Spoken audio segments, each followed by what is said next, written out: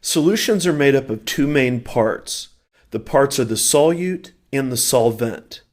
The solute is what gets dissolved, and the solvent is what does the dissolving.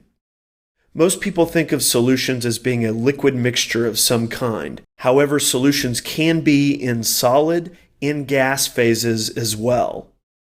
An example of a solid solution would be the gold that's used to manufacture jewelry.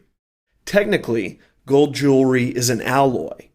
Alloys are metal mixtures, and gold jewelry is basically gold as the solvent and one or more metals used as solutes. The solutes are generally nickel and copper.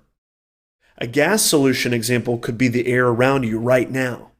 The nitrogen gas is the solvent, and the other gas molecules like oxygen, carbon dioxide, etc. are the solutes. The term concentration is used to